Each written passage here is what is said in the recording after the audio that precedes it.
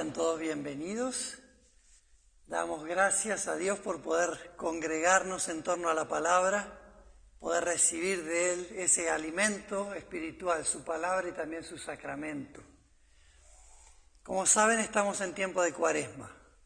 Tiempo de Cuaresma, especialmente nosotros remarcamos el llamado al arrepentimiento de Dios. Dios viniendo hoy a nosotros y queriendo purificar este templo. No el templo físico como es el templo construido por manos humanas, sino este templo particularmente, el templo que Él mismo ha formado y en el cual habita desde nuestro bautismo. El templo de la Iglesia, la comunión de los santos. Él quiere entrar y purificar este templo para que andemos en rectitud, para que andemos en sus caminos, ¿no?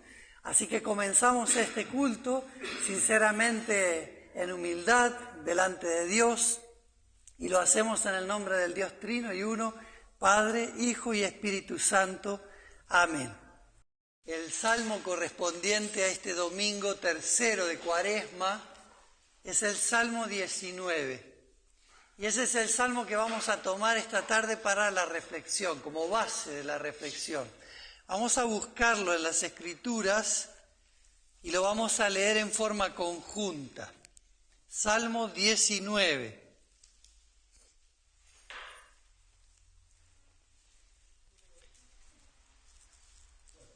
Estamos en la página 610. Recuerden que el libro de Salmos está más o menos en la mitad de la Biblia. Salmo 19.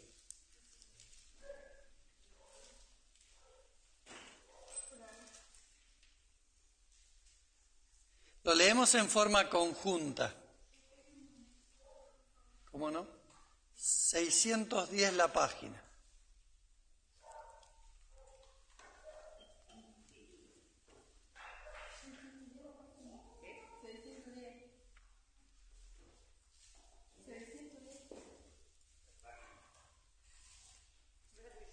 Diecinueve.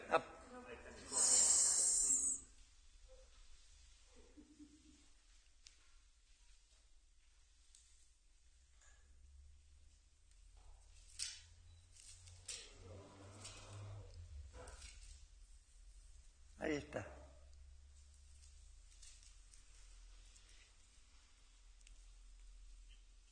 Los cielos proclaman la gloria de Dios, el firmamento revela la obra de sus manos. Un día se lo cuenta al otro día, una noche se lo enseña a la otra noche.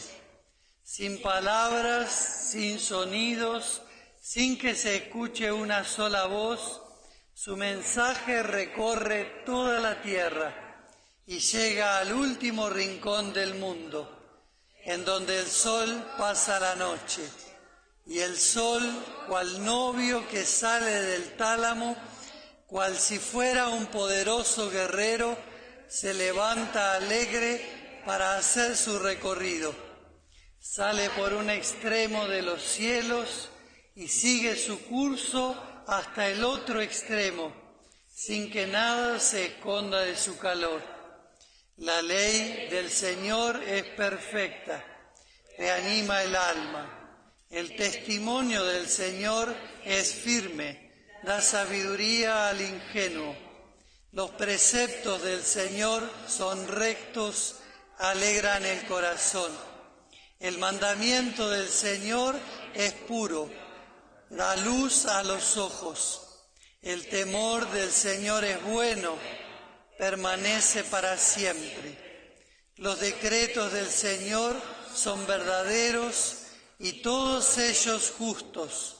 Son más deseables que el oro refinado y más dulces que la miel que destila del panal. Con ellos, Señor, amonestas a tu siervo y recompensas grandemente a quien lo cumple.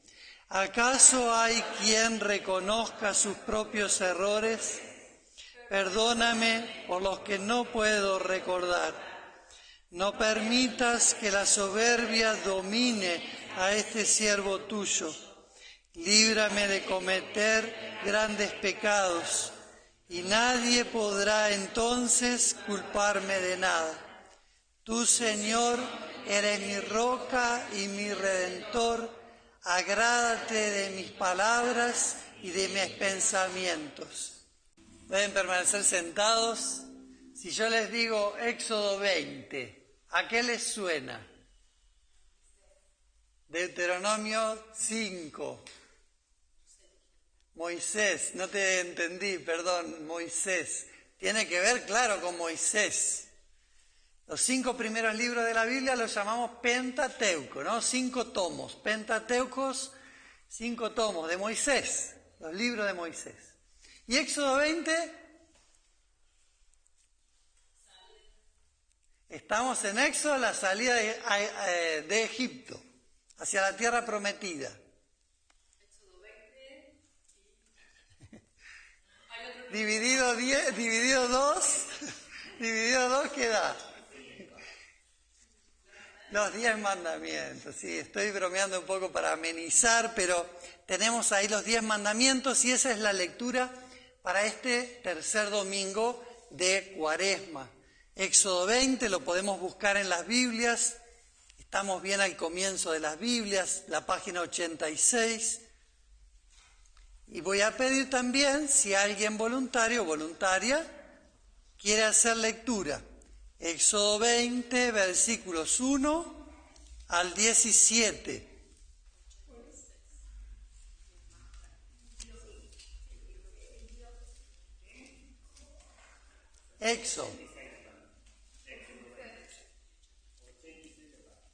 Éxodo 20 es de esos capítulos que tenemos que tener presente en la memoria, ¿no? ¿A dónde encontramos los 10 mandamientos? Éxodo 20, rápido tiene que ser así. Deuteronomio 5, por eso lo nombré.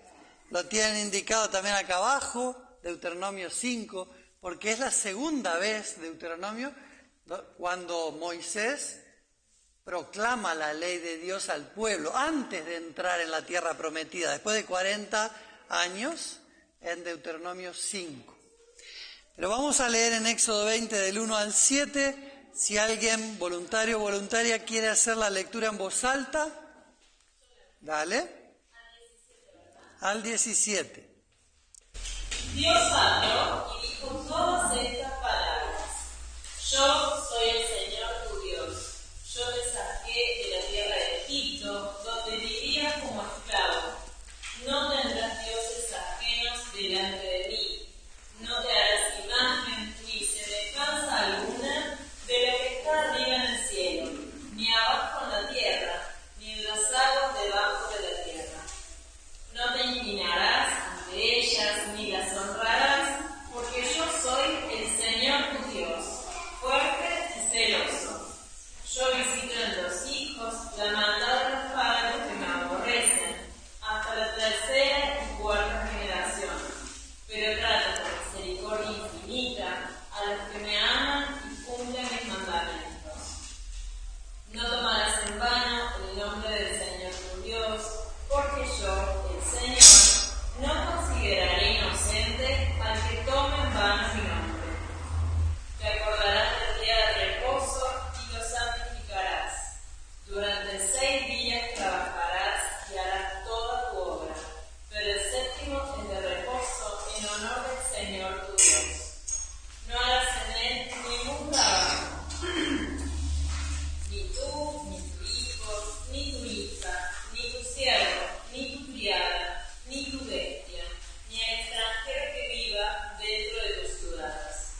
Porque yo, el Señor, hice en 6 días los cielos, la tierra, el mar y todo lo que hay en ellos, pero reposé en el día séptimo. Por eso yo, el Señor, bendije el día de reposo y lo santifiqué. Honrarás a tu padre y a tu madre, para que tu vida se alargue en la tierra que yo, el Señor tu Dios, te doy. No matarás, no cometerás adulterio, no robarás,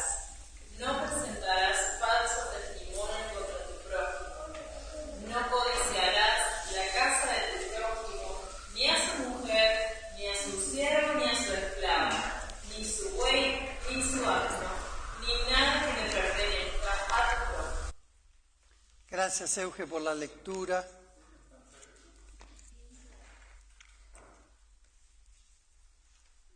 En la teología decimos desde Martín Lutero que la palabra de Dios, o en la palabra de Dios se distinguen básicamente dos cosas: la ley y el Evangelio.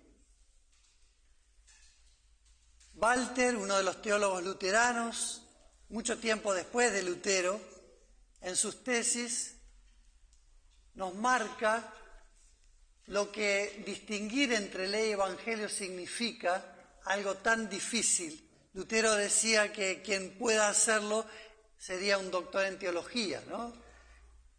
Y en realidad él decía también, ni yo mismo puedo, ¿no? O llego a hacerlo.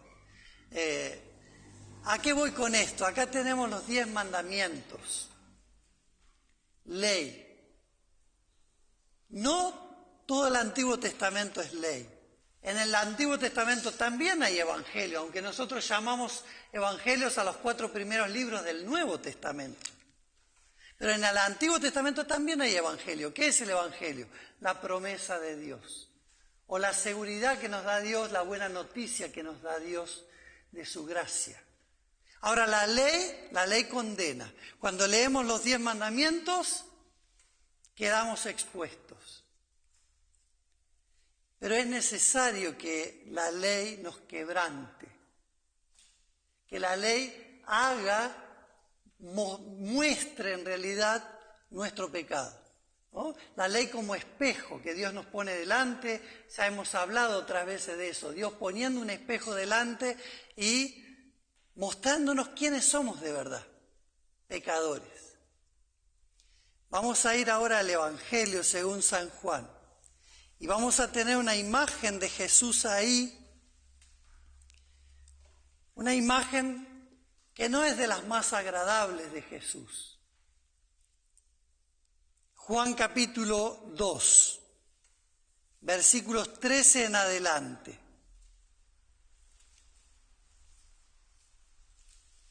Tenemos acá a Jesús enojado, no con esa sonrisa con la que nos gusta imaginarlo, con esa mirada dulce, convocante, sino que lo tenemos enojado.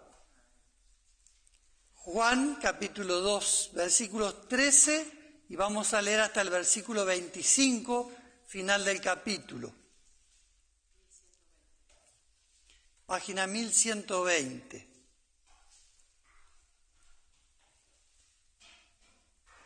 Prestemos atención a la lectura.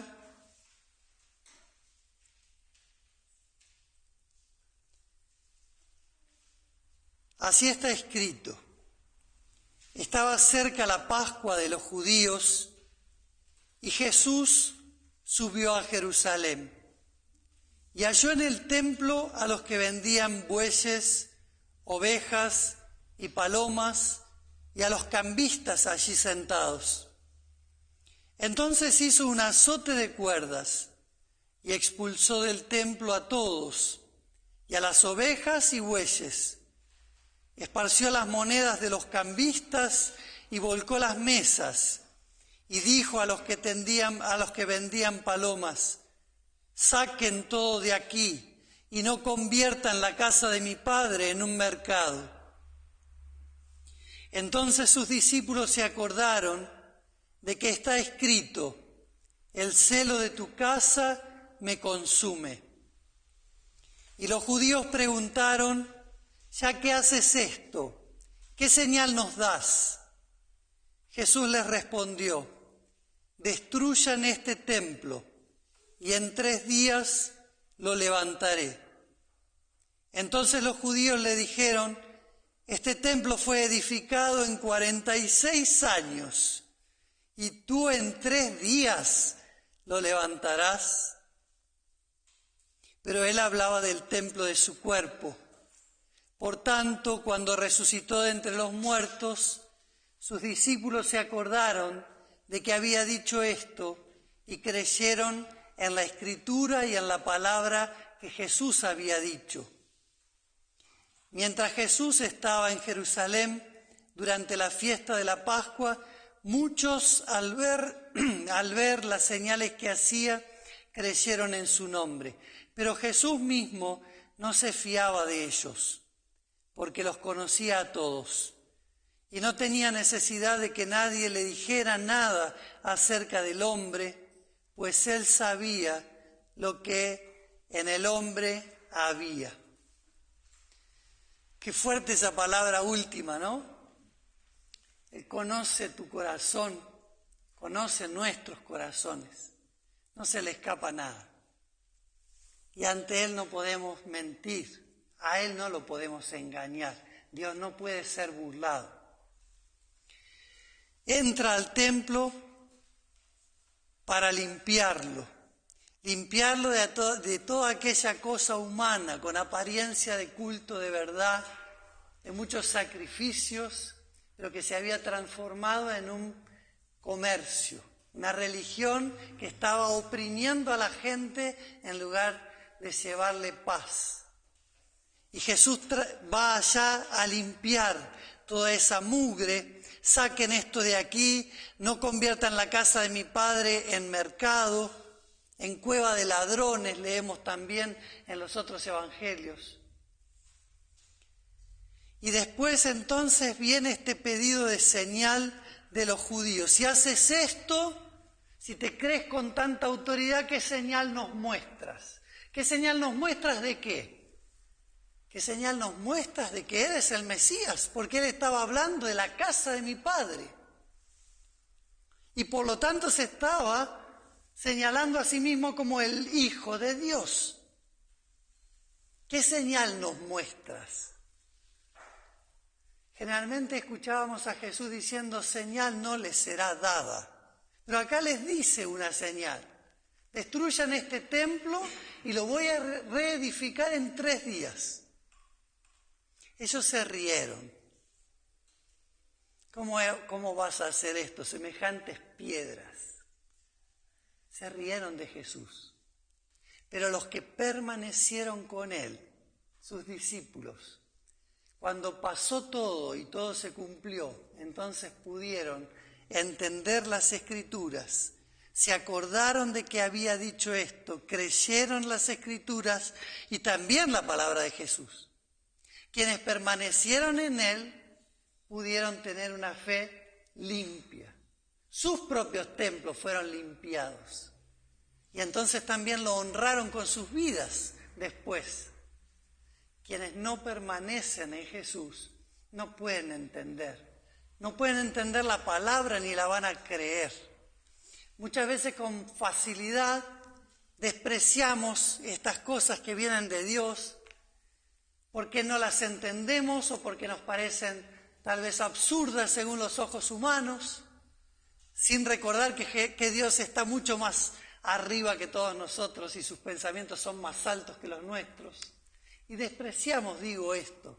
Pero si permanecemos en Jesús, por el contrario, vamos a entender esa palabra y vamos a recordarla y vamos también a creer en ella.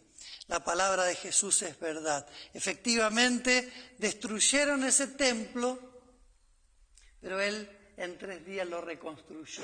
Y así reconstruirá también el nuestro, el día de la resurrección. Que nuestra esperanza esté firme en Él.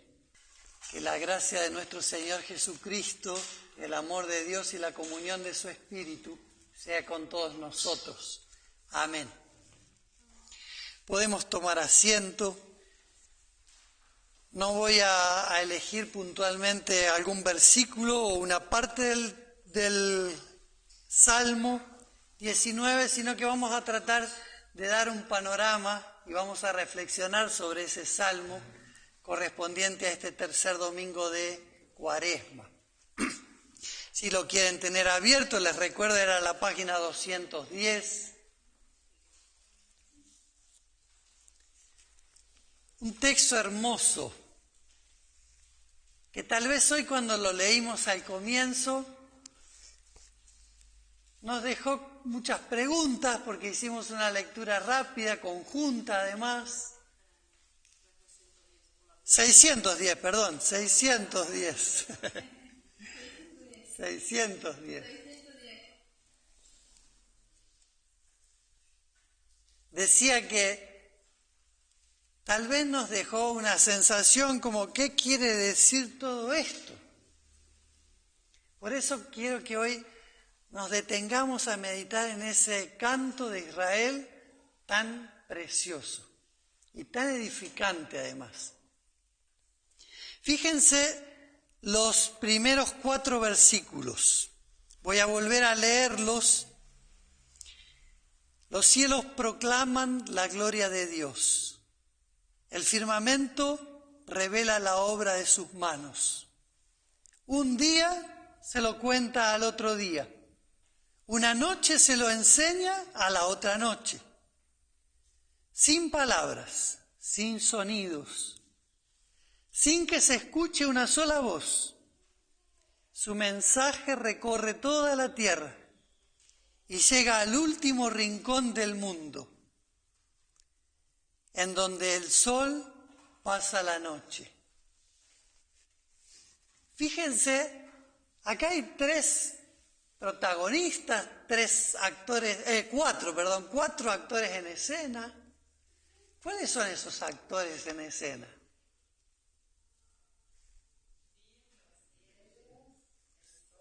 Los cielos, el firmamento, el día, la noche.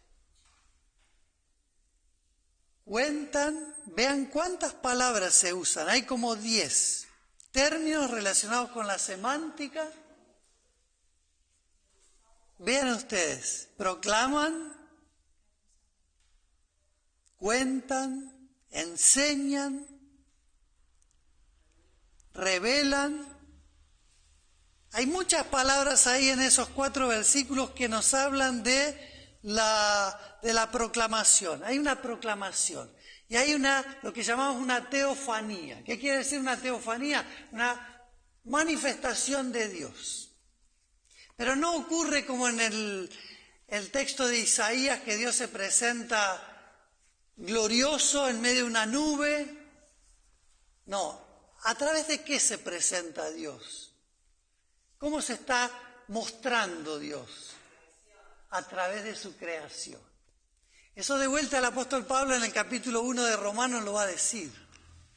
En el inicio de su carta a los romanos. Dios se revela ahí a través de la creación. El cielo, el firmamento, el día, la noche, lo proclaman. ¿Y lo proclaman a quién? Lo proclaman a la tierra, podríamos decir, en el escenario. Nos lo proclaman a nosotros. Proclaman la grandeza de Dios. La magnificencia de Dios. Toda la creación nos habla de Él. Toda. ¿O acaso no toda? ¿Qué tal de la humanidad? Cuando nosotros miramos las montañas nos quedamos asombrados. Y los creyentes decimos, esto verdaderamente es obra de Dios. Las flores, los insectos, los animales, la variedad. Si uno pudiese sumergirse en lo profundo del océano, hoy gracias a la tecnología a veces podemos ver imágenes maravillosas de la belleza de la creación de Dios. Todo nos habla de Él. Pero la humanidad, como también el apóstol Pablo en la carta a los romanos lo dice, al ver la creación no lo ha reconocido como Dios, sino que por el contrario, en lugar de adorarlo, adoró a las criaturas en lugar de al Creador. Adoró a las estrellas, adoró al sol, adoró a animales. La humanidad no lo reconoce como Dios. Y así estamos. Encendamos la televisión hoy y miremos las noticias del mundo. Abramos internet. Así estamos como humanidad. Estamos destruyendo todo. No solo que no alabamos a Dios, sino que tampoco cuidamos lo que Él nos regaló. Lo estamos destruyendo todo absolutamente. Estamos causando sufrimiento y muerte. Y ninguno de nosotros puede decir, yo no tengo la culpa, yo no tengo nada que ver con esa destrucción. Lo estamos haciendo todos.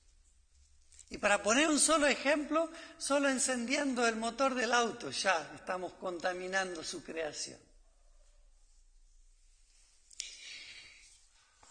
Todo habla de Él, de su grandeza, de su sabiduría. Y dice que ese mensaje recorre toda la tierra, no se escucha voz alguna, aunque escuchamos a los pájaros cantando y también alabando a Dios. Pero no se escucha una voz comprensible, al menos para nosotros. Sin embargo, el mensaje corre por toda la tierra y llega hasta el último rincón del mundo. Y ahí usa otra imagen en donde el sol pasa la noche.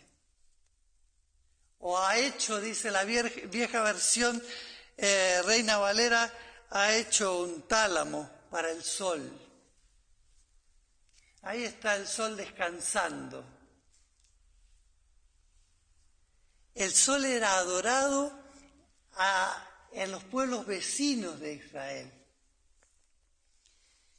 Y acá hay un mensaje para Israel mismo, que estaba en medio de naciones paganas que adoraban al sol, para que tengan cuidado. Dios los está llamando, o les está llamando la atención, los está reprendiendo, no sea que ustedes también se vayan tras esos cultos y terminen adorando al sol. Hoy, gente, todavía muchos se postran y reverencian al sol. A través del yoga entró también en nuestra sociedad esta cuestión de saludo al sol. Hay canciones del rock nacional donde se venera al sol, se saluda al sol, se da gracias al sol. Entonces no es una cosa tan distante. Dios es el Señor del sol. Él es el que le marcó el camino al sol. Y es cierto que es grandioso y que su luz, o sin su luz, no podríamos subsistir. Y que su luz es poderosa y así como quema y destruye, también da vida. Pero es Dios el que creó al sol y Dios es más grande que el sol. Y ahí viene esa otra parte del Salmo, desde el versículo 5, donde dice, y el sol, cual novio que sale del tálamo, cual si fuera un poderoso guerrero, se levanta alegre para hacer su recorrido. Poderoso guerrero, sale por un extremo de los cielos y sigue su curso hasta el otro extremo sin que nada se esconda de su calor. Y es cierto eso, ¿no? Yo, por ejemplo, le agradezco a Dios del sol, porque sin él todo. No tendríamos las vitaminas. Claro. Exacto. La creación. Y sin el sol, verdaderamente no podríamos subsistir. No tendríamos vitaminas en el cuerpo, etc. Pero no es Él, el Señor. No es Él el que va a guiar nuestras vidas, ni es Él el que puede salvarnos y darnos eternidad. El sol se va a extinguir. La misma ciencia también lo dice. Un día se va a acabar esa luz poderosa, ese calor infinito que parece, pero Dios no se acaba. Dios es eterno. Fíjense después a seguir, porque ahora parece que el Salmo se rompe en dos. Y parece que está desconectado lo que viene con lo anterior, pero no está desconectado. A un pueblo que vivía en medio de otros pueblos que adoraban al sol, Dios les va a mostrar en qué tienen que prestar atención. Y empieza la ley del Señor es perfecta, reanima el alma. El testimonio del Señor es firme, da sabiduría al ingenuo. Los preceptos del Señor son rectos, alegran el corazón. El mandamiento del Señor es puro, da luz a los ojos. El temor del Señor es bueno, permanece para siempre. Los decretos del Señor son verdaderos y todos ellos justos. ¿Quieren contar cuántas veces se nombra Señor?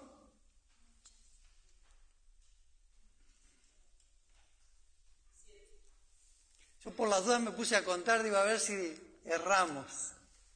¿Cuántos? 7. Como 7 son los días de la semana. Como 7 son los días de la creación. Aunque Dios dice que en 6 días creó el cielo y la tierra y el séptimo descansó. Pero esa es la semana completa. Y el número 7 para Israel, para la Biblia, el número 7 es el número de lo completo. Dios es lo completo. Dios, el Señor, es el que dio vida a todo y el que sostiene nuestra vida. En el Salmo, si pudiésemos leer el hebreo, veríamos que en la parte primera, hasta el versículo 6, cuando se menciona a Dios, en el hebreo se usa la palabra Elohim, que en castellano se traduce Señor. Elohim es el Dios de la creación. Cuando en el texto bíblico se habla de la creación, se habla de Elohim.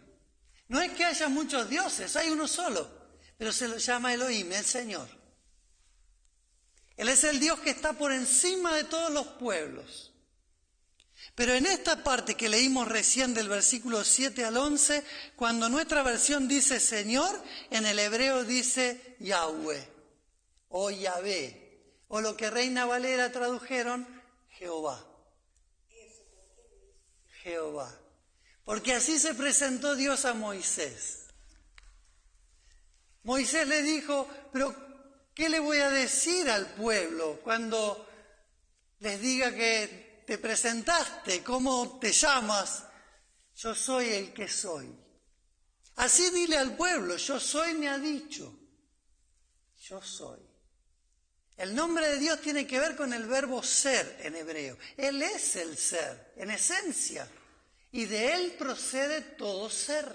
No hay vida sin Él. Y en esta parte del Salmo, Dios le habla a Israel en la intimidad. Ustedes me conocen. Los pueblos, o para los pueblos puedo ser el Señor, Elohim. Pero ustedes me conocen más. Porque a ustedes yo me revelé plenamente. La creación no alcanza para conocer a Dios. Podemos tener atisbos de nuestro Dios. Todos los pueblos perciben que hay un ser superior por la creación. Pero nosotros podemos conocerlo en la intimidad. Él se nos revela a través de su palabra y nos dice quién es Él, cómo es Él, qué ha hecho por nosotros, lo que hará. Nos dice cuánto nos ama. Nos dice también en qué situación estamos. Nos dice en qué situación estamos. Y cuando Dios dice eso, es como Jesús entrando con el látigo, ¿no? Porque cuando Dios nos dice en qué situación estamos, nos duele. Porque la ley de Dios, hoy decía ley evangelio, ¿no? La ley de Dios es dura. Acá tenemos el precepto del Señor. Fíjense la cantidad de adjetivos para hablar de la palabra. También de cómo la llama, ¿no? Testimonio, precepto, mandamiento, temor, decretos, muchas palabras. Pero también dice ¿qué virtudes tiene esa palabra? Es perfecta, es firme, recta, pura, verdadera, buena. Esa es una palabra confiable. Pero cuando Dios habla ley, nos destruye nuestro orgullo, destruye nuestra vanidad humana y nos quebranta. Y entonces se nos caen las lágrimas y caemos de rodillas, ¿no? Así como Pedro en la barca, que cuando reconoció a Jesús como Dios cayó de rodillas y dijo: Señor, apártate de mí porque soy un pecador. Y si sigues al lado mío voy a terminar muriendo. Pero Jesús siempre venía con esta otra parte, ¿no? El poner la mano y decirle: no temas, Pedro, no vine a destruirte, vine a salvarte, no temas. ¿Se acuerdan que una vez les dije que hay cuántos no temas en la Biblia? Alguien se tomó el trabajo de contarlos. Y es lindo recordar eso. ¿Se acuerdan cuántos? Uno para cada día del año. ¿Cuántos?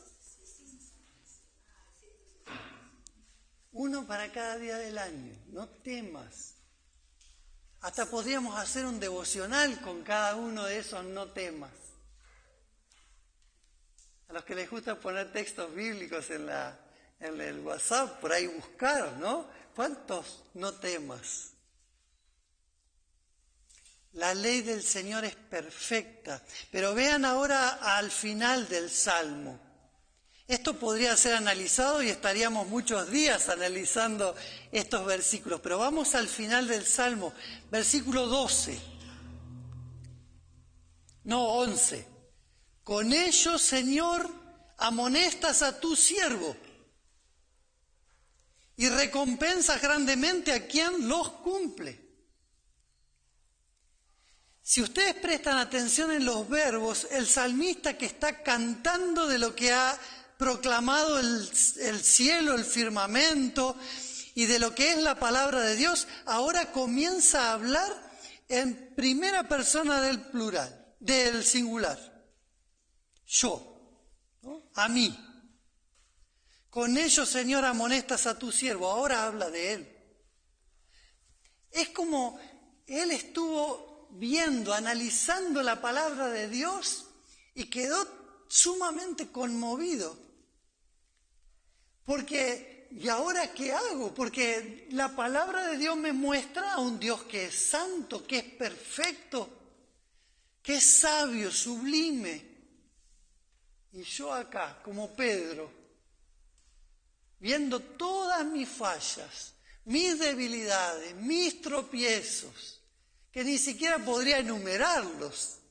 ¿Por qué sigue David pidiendo perdón a Dios por sus pecados? Es bueno traerlo, ¿no? Lo que vimos unos domingos antes, donde David pidió perdón en Salmo 51 y fue perdonado. Porque como decía Lutero y enfatizaban mucho los reformadores, la vida del cristiano es una vida de constante arrepentimiento. Cuaresma. Es una vida de diario arrepentimiento, la vida del cristiano. Pero siempre con esa seguridad. Nuestras faltas se renuevan cada mañana, ¿no? Pero la palabra de Dios dice que la misericordia del Señor se renueva cada mañana. Cada día el Señor nos dice: no temas. Y vean que el salmista dice, entonces él siente, la palabra de Dios me amonesta, me ha reprendido. Y ahora, ¿acaso hay quien reconozca sus propios errores? En la versión Reina Valera dice, ¿quién puede reconocer sus propios errores? ¿Hay alguien que pueda hacerlo? Si a veces hasta decimos, bueno, yo no soy tan malo, o lo pensamos y no lo decimos, porque nos comparamos con otros. Perdóname por los que no puedo recordar. Fíjense esto, ¿no? Hemos pecado contra Dios no solamente en transgresiones manifiestas, dice una de nuestras confesiones de pecado, sino también con pensamientos y deseos secretos que no puedo plenamente comprender. Pero esa confesión dice, pero te son todos conocidos. Entonces, perdóname, dice, por lo que no puedo recordar. No permitas que la soberbia domine a este siervo tuyo. Líbrame de cometer grandes pecados y nadie podrá entonces culparme de nada. A veces ni nos damos cuenta cuándo estamos pecando. A veces queremos tapar nuestro pecado, disimularlo, ¿no? Como nadie se da cuenta y Dios tampoco se va a dar cuenta. Dijimos ya, el Señor nos conoce íntimamente. Y por otro lado, esto de los pecados de soberbia, ¿no? Cuando en Israel había un pecado hecho sin querer, vamos a llamarlo, de una manera fácil, había sacrificios para ofrecer y ofrendas para ofrecer en el templo para pedir perdón a Dios. Había en la legislación de Moisés estaba esto contemplado. Pero cuando alguien se rebelaba contra la autoridad, la ley de Moisés dice, al rebelde que no quiere hacer caso a la autoridad, entonces que muera. La pena de muerte. Y el salmista sabe eso.